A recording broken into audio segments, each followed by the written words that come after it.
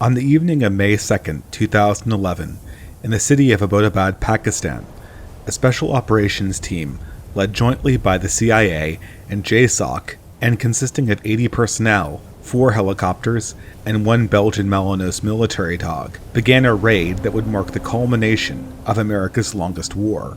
In objective terms, the operation had difficulties. The product of years of intelligence work, the raid ran afoul of one of America's regional allies, Pakistan, and resulted in a helicopter crash that would be the source of an embarrassing leak of American technology.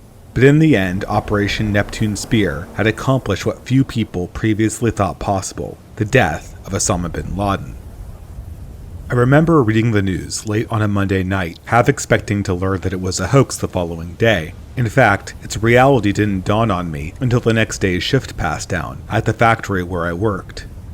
As the supervisor asked for recognitions for work well done the night before, a machinist called out loudly, "SEAL Team 6, the men who killed bin Laden!" The rest of us broke into applause. Indeed, it had occurred. The rogue sheik and author of the attacks of September 11th was dead by American hands. But for some reason, the event did not sit easily in my mind, and as the days passed after bin Laden's assassination, I could tell that I was not alone. There seemed, in the minds of Americans, a difficulty in finding a narrative that could contain the event. In some sense, bin Laden's death had come too soon and too late. Too late for the triumphalism that would have certainly greeted the news had it happened in the early Bush administration, and too early for the event to be a capstone of futility in the wake of the renewed Islamic radicalism of ISIS. In 2011, as much as Americans could hope, we could all see that the shadow cast by the rogue sheik was not undone by his earthly demise, and we knew too much to believe that the event marked some type of turning point. Part of this dissonance stemmed from the fact that ordinary Americans understood bin Laden on an emotional level much better than their media and intellectual elites did. Regardless of the mainstream narrative, bin Laden's magnum opus was not the death of 3,000 Americans.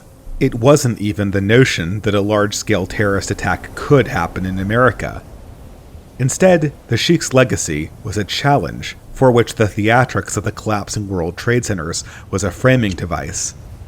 Osama's legacy was an accusation that Western power, as far-reaching and as unquestioned as it remained in the early years of the 21st century, was at its core hollow and built on a foundation of decadence.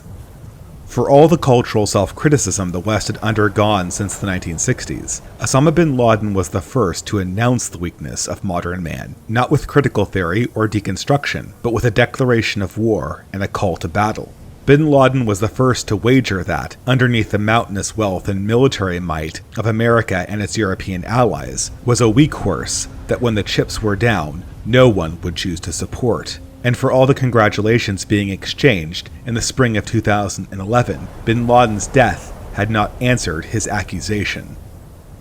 America had been at war for 10 years. Had it shown itself to be the strong horse in the conflict with the Islamic world? Was Western man the victor over the pre-modern jihadi? Bin Laden's question, wild conjecture in the 1990s, was asserting itself with overdue irony, and while Osama's body now slept at the bottom of the Indian Ocean, his shade still loomed over America's Universalist project, and the West was left to ask itself if it had finally dispelled his prophecy.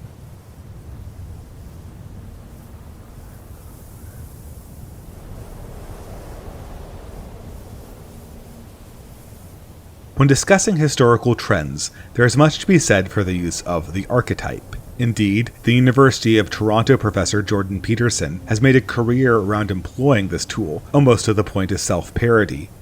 But while many modern people might balk at a discussion of forms and types, the fact remains that on a society-wide level, Western man has always defined himself using symbols and abstractions. America in particular has always been fond of elevating an archetypical vision of what it means to be American in any given era. From the Gilded Age to the Progressive Era, each period of American history has been characterized first by a challenge, and then by a vision of a man who might meet that challenge. In the era of Manifest Destiny, there was the pioneering man who boldly took his family across a wild continent. For the era of the New Deal, there was the honest working man who did an honest day's work for an honest day's wage. And for the suburban age of the 1950s, there was the nuclear family, led by the prosperous patriarch and the happy homemaker.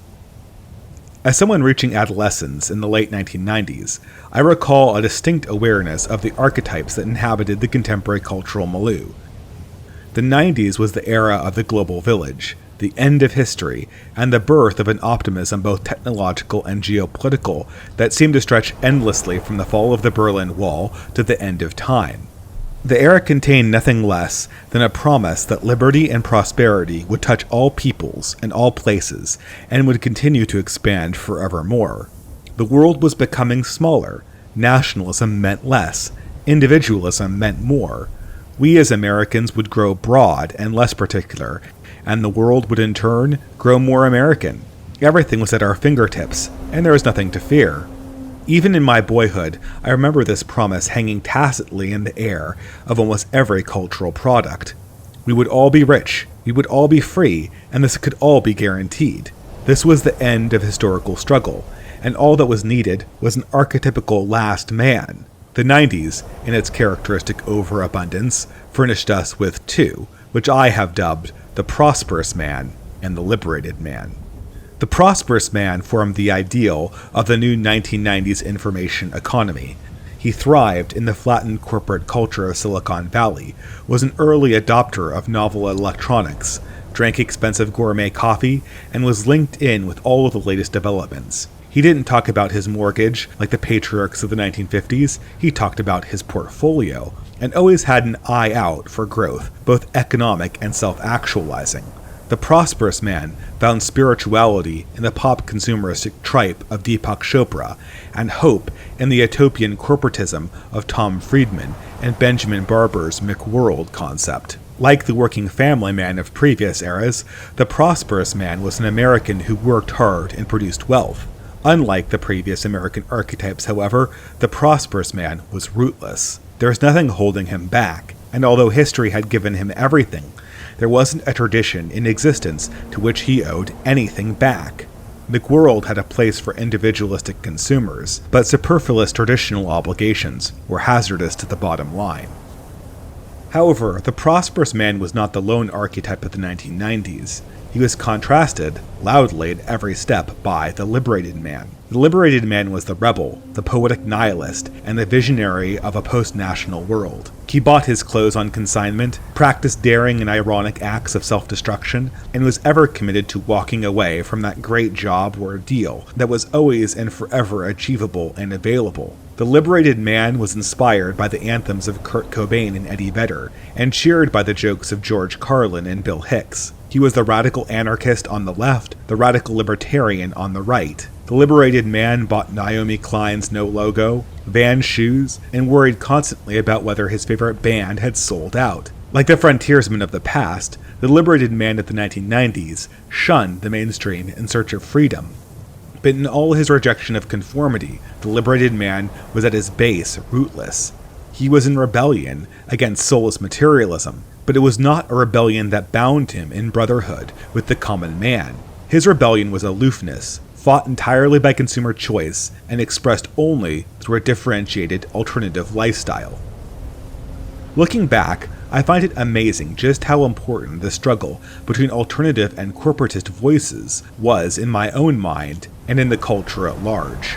I cared deeply about whether Linus Torvalds would triumph over Bill Gates, whether Eddie Vedder would win over Britney Spears, and whether Napster would prevail over the record industry. The conflict was everywhere, from the movies we watched to the music we listened to, and while it seemed at any moment that humanity might follow the corporate path of wealth, or the poetic path of the counterculture, it nevertheless had one such secular global world future in store.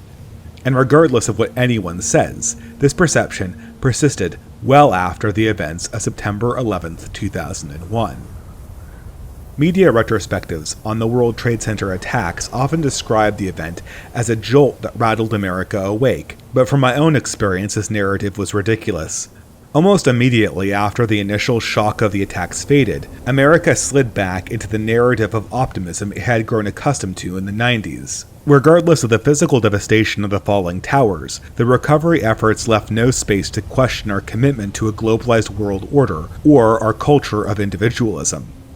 Instead, I remember distinctly every media and governmental institution falling over themselves to reframe the catastrophe and to assure the American public that this was an anomalous bump on the inevitable road to global peace and prosperity. On the left, we heard assurances that the jihadist ideology did not represent mainstream attitudes in the Muslim world, and that further attacks could be managed easily by the reformation of American foreign and domestic policy.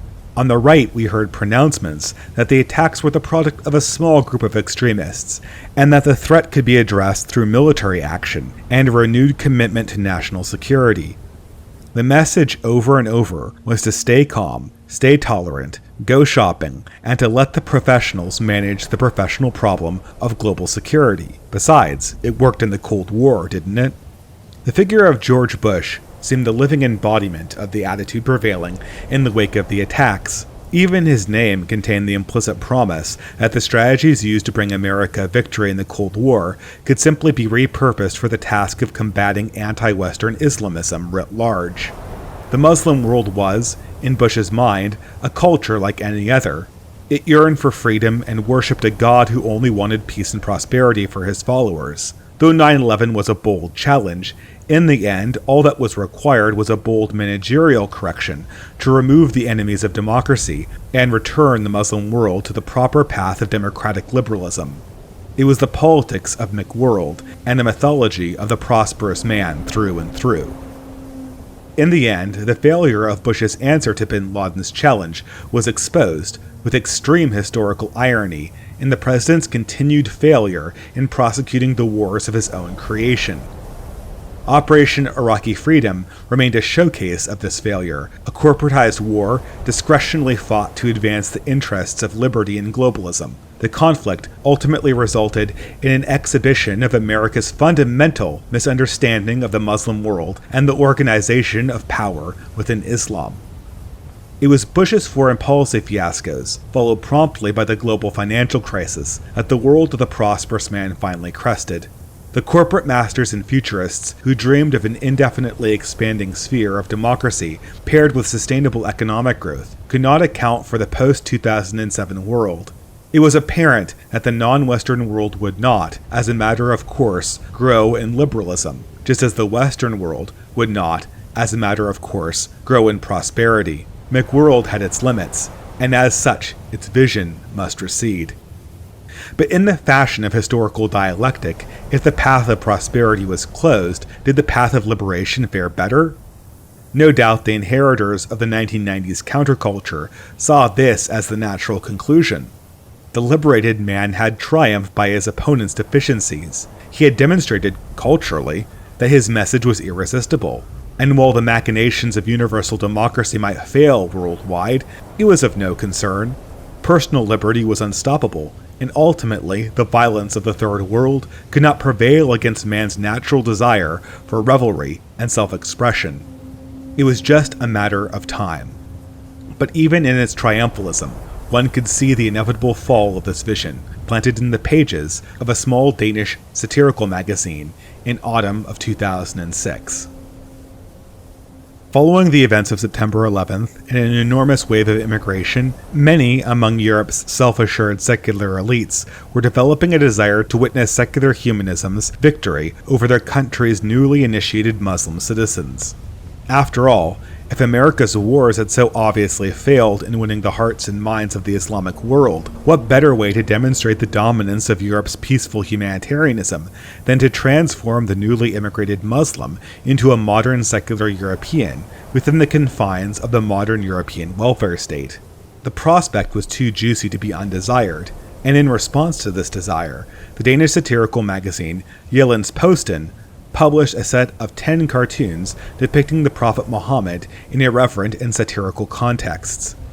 The publication knew it was courting controversy, but no doubt the editors anticipated something akin to controversies generated by anti-Christian satire in the 20th century, a quick and lucrative outrage followed by the full-throated support of the global free speech movement, concluding with the total victory of irreverent secularism over traditionalist busybodies. Few in 2006 suspected how wrong this anticipation might be. Far from earning the disapprobation of a few mumbling ninnies, The reaction to the Muhammad cartoons exploded into an unending series of violent international protests, carried forth by Salafist and jihadist clerics who themselves saw the cartoons as an opportunity to flex their political muscles. The outrage reverberated for months, resulting in millions of dollars of property damage and several deaths at the hands of mob violence.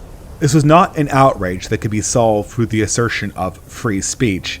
In fact, as the protests mounted and showed no sign of abating, the institutions that would have ordinarily gone to the wall for free expression, one by one, conceded to the Islamist demands to censor the publication of the cartoons. And so, with a whimper, the media mainstream looked on as the editors and satirists of the Jyllands-Posten were forced into an apology, and then into hiding, cowed by perpetual death threats, which, the world would soon see, the jihadis had every intention of carrying out. At the time of the Danish cartoon riots, few grasped the critical turning point that had been accomplished. After a generation of fearless and irreverent rebellion, after every single right-wing society, church, and conservative group had failed to turn back the deluge of iconoclastic rebellion marching in the name of free expression, a small group of Salafists had broken history like a twig.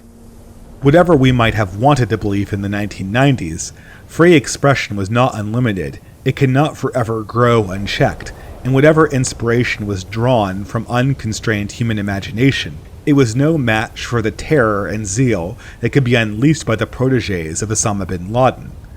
The liberated man of the 1990s had met his match. After this, what more could be hoped for from a rootless Westerner dreaming of some kind of liberation in global cosmopolitanism? To be a citizen of the world among a growing number of people who had no interest in granting your cherished principles? A rebellion against anything traditional, so long as that rebellion never crossed the pieties of the most puritanical imams? It was one thing to be the weak horse on the battlegrounds of Tikrit, quite another to be the weak horse in the culture of one's homeland. No one could want this role for themselves, and nobody did. And sure enough, a reaction was in the works. The reaction manifested in a new type of progressive anti-particularism, first seen in the new atheists like Richard Dawkins and Christopher Hitchens, then returning again in the platitudinous multiculturalism of progressive leaders like Barack Obama. It was a type of crusade against Western tradition and a doubling down on the cosmopolitanism of the past decades. This time, the victory of emancipatory movements would be complete in the West, and no traditional sentimentality would stand in the way. While the rootlessness of the 1990s was unconscious and habitual, the multiculturalists and secularists of the late 2000s sought a much more active approach at cutting away the stifling grip of the past. The traditions and mores were now considered an active threat to humanity's progress, and from bin Laden to the Danish cartoon riots, the opponents of the post-national future could no longer be ignored. What was needed was a harder counterpunch, a more fanatical and directed cultural revolution, and a more focused, intolerant tolerance. What defined the opponents of the cosmopolitan future? Religion? It must be eliminated. Traditional cultures? They must be interchangeable. Ethnic custom? It must be a toy, reducible to exotic restaurants and yoga lessons. It was time to join the struggle. Tradition was for the past. Any notion that Western or European culture needed to be valued in particular was a source of racism and hate. Bring on the cosmopolitan future of undifferentiated globalism. Bring forth the post-national and anti-cultural world order.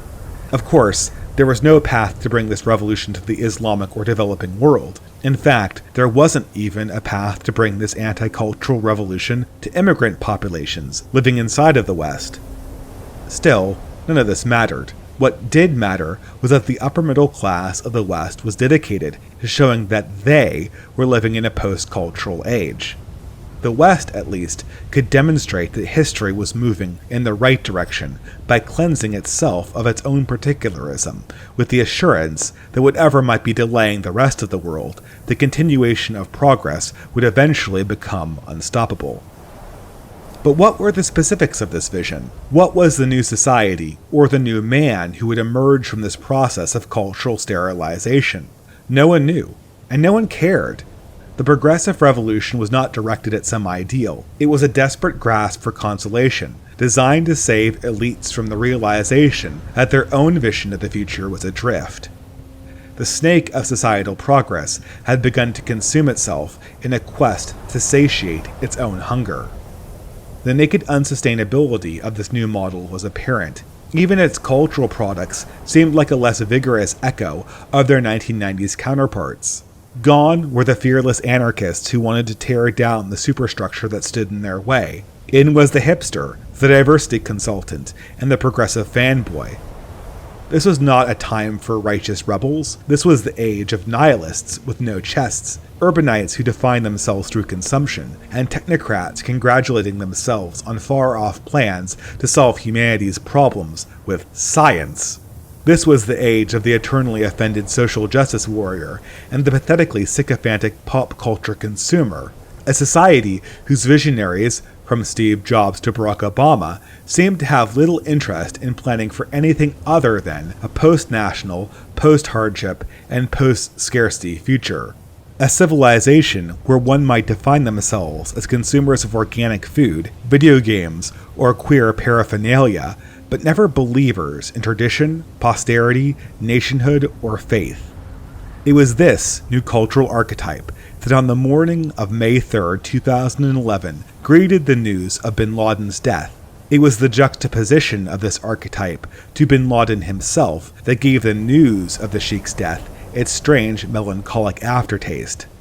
The contemporary world could produce ineffectual consumers and self-obsessed pruning moral Puritans, but it could not produce devout and courageous men and women who wanted to defend their civilization and fight for their posterity.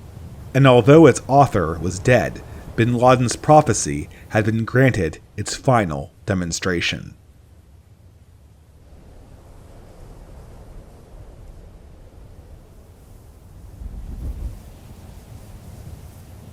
The period between September 11th and the death of Osama bin Laden marked a transitional period both for my own thought process and the ideological development of the West at large.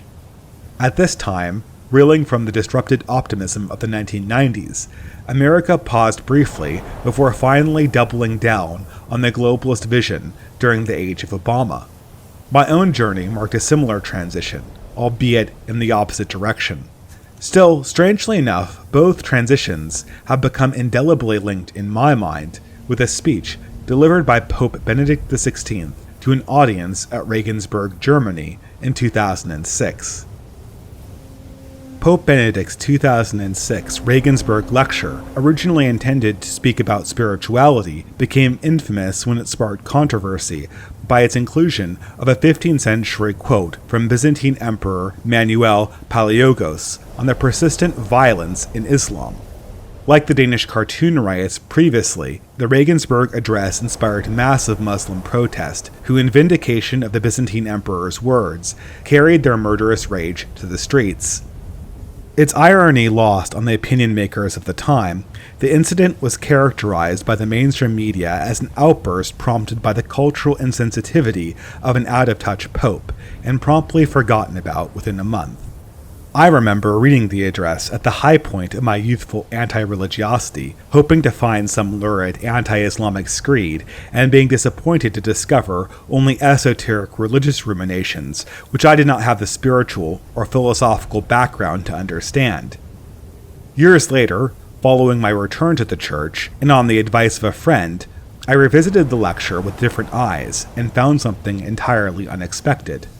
Although often talked about as a departure from other addresses, Benedict's lecture at Regensburg summarized much of his previous thinking on the state of modern man in the 21st century, following on a deeper examination started by his predecessor, John Paul II.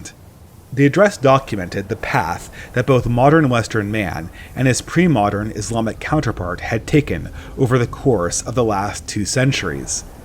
Setting aside the assumed opposition between the rootless modern and the intolerant Islamic fanatic, might both implicitly share a common critical flaw?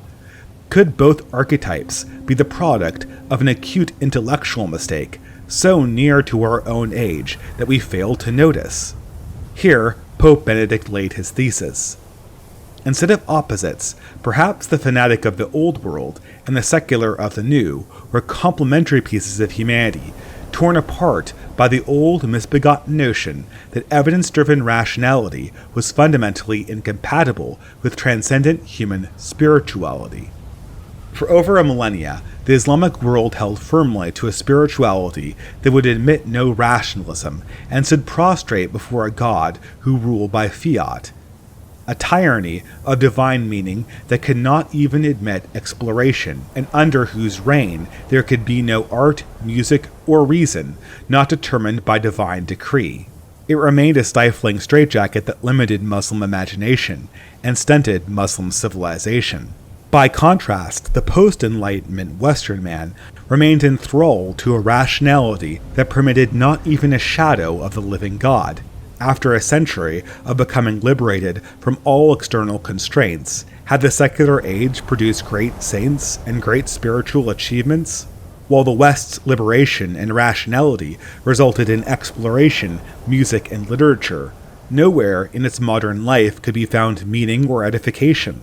The man who made rationality his religion could produce his own culture, but not a culture he would make sacrifices for, or, as it turned out, expend any real effort to defend. Yet the separation of reason and divinity was not an eternal human condition, but a product of our own age. To the medieval man, God unified reason and transcendent love, embodying each in their fullness, an image of the divine that did not operate through dominance but through sacrifice, a vision of creation that extended not from necessary dependence nor meaningless tyrannical whim, but from conscious and intentional will to create based on an act of self-giving love. Beneath this vision of God, man and woman could stand with confidence, curiosity, and compassion reconciled. It was this vision of God that the ancient saints and scholastics felt when laying the stones of the cathedrals and the foundations of the Renaissance. It was this understanding of God that set the likes of Augustine, Aquinas, and Dante to build the outline of Western prose and poetry, and it was this vision of God that was fatally pierced by the late Enlightenment, bleeding out over the course of centuries to where a modern man stands, confused and directionless. Here was the chink in the armor of modernity. Just as bin Laden's challenge itself had exposed the hollowness in the distinction between the prosperous man and the liberated man of the 1990s, the insight of Benedict and John Paul exposed the seam that bound the social justice warrior to the Salafist. They were both incomplete parts of the human being, emptied of mystery and forced into one dimension, hollow in their intention and devoid of life or passion. Much has been said of the malaise that inhabits the millennial generation, and while this pessimism might certainly be laid at the feet of the 2007 financial crisis, as an observer who has witnessed my own generation from within, I feel this despair begins with a much deeper metaphysical problem. There remains a foreboding sense among millennials that no future is possible that will require authentic human participation. Destiny might choose the bleary-eyed fanatic as king, or it might choose the detached monomaniacal rationalist, but nowhere in the set of possible futures is there space for humans who believe in the unity of truth, goodness, and beauty. Nowhere is there space for a person who possesses both spirituality and intellect. I might speculate that my generation is in search of a missing archetype that could unify these desires and promise them a more hopeful future. This archetype was hinted at in Pope Benedict's speech at Regensburg and the prior writings of John Paul II. And for a moment, after reading these men's work, I believed that here might be a turning point, an answer to my generation's woes. The course of history has so far not obliged. It has now been 4 years since I read Benedict's address at Regensburg, and as I look back on the intervening years, I am struck by a sense of loss. If Benedict and John Paul's vision was the answer, it was an answer that was unheeded. The vision of a renewed Christianity that could revitalize the West and heal the world has gone unfulfilled. I have in my journey since then met many courageous people that seem to walk with the spirit described by Benedict and John Paul. But although these men and women have shaped my life and given me hope, they are a remnant. They comprise a small part of the modern church, and an even smaller part of modern humanity. They are an echo of the past, perhaps, we may hope, a prevision of the future, but at any rate, they are removed from the spirit of their own age, and live waiting in the wings of modernity. But the future is another country. I could have hardly comprehended the ideological battles that now consume the West in the era of Bill Clinton, any more than a knight of the First Crusade could have comprehended Martin Luther. In our own age, framed by the archetypes of Bin Laden and Barack Obama, it might not be possible to imagine what history has in store. And now, as in every age, there are those who work unseen to build the boundaries of the next epoch. We can recognize this heroic feature of humanity in hindsight, looking back at figures like Catherine of Siena and St. Francis of Assisi, but in their own times, saints and revolutionaries most often go unnoticed. Spiritual masters of the past have long cautioned against measuring worth in terms of historical greatness. Nevertheless, from time to time, I have fancied that posterity may look back at our own confused age and recognize not decline, but a turning point. The future is unwritten, and the challenge issued by Osama bin Laden may yet be answered if Western man claims his heritage and begins an arduous journey back to sanity. Such a phenomenon would require struggle, and would be historically uncommon, but humanity has overcome similar challenges. And after this age and struggle has passed, perhaps scholars will look back upon the men and women who pulled their civilization away from the brink, and recognize among them two pontiffs who first provided an answer to the dead sheik's riddle, and with the perspective granted by hindsight, drink a toast to the men who killed bin Laden.